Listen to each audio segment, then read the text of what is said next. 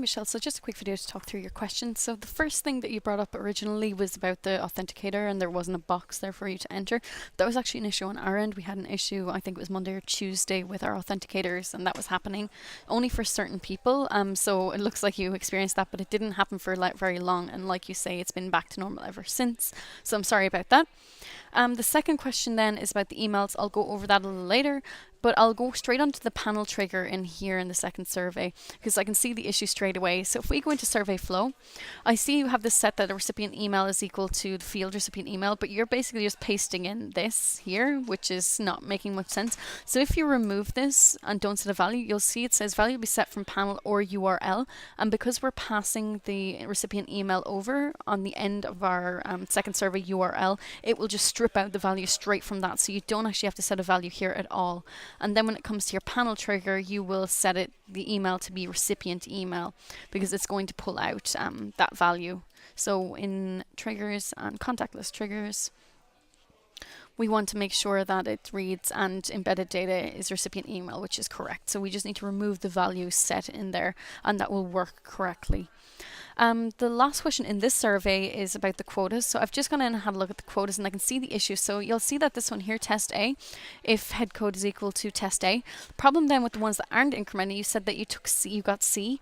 But if you click in here, you'll see that it says embedded data head code is equal to C. There is no embedded data value called C. They're called test A, test B, and test C.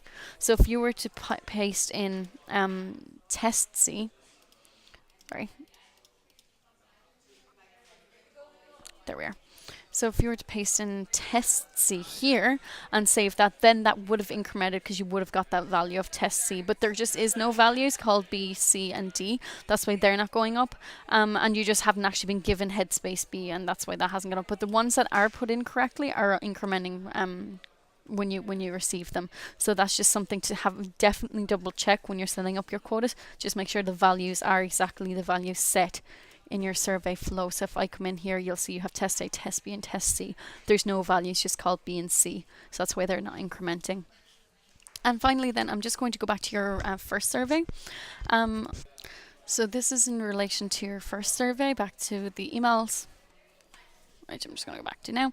So what we're going to have to do is, because what you're looking for isn't exactly possible, so we can't actually ensure that a question is entered the exact same as they're trying to enter into an authenticator, because we cannot accept what they're putting into the authenticator. So if they fail the authentication, that response isn't actually saved. So there's no way for us to pull that out and say if this second answer is equal to whatever they put into the authenticator. That's just not possible. If they enter into the authenticator and that's correct, it will work fine.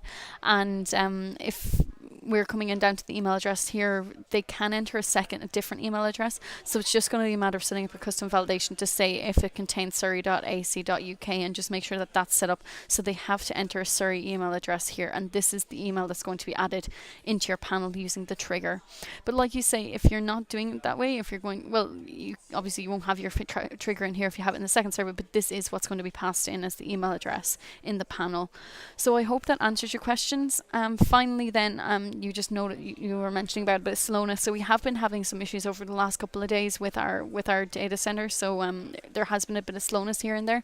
So just if there's something actually happening, give it a little while, give it a couple of hours, or just keep checking back. And as long as it starts working again, but if you see something persisting, just let us know and we'll be able to look straight into that for you.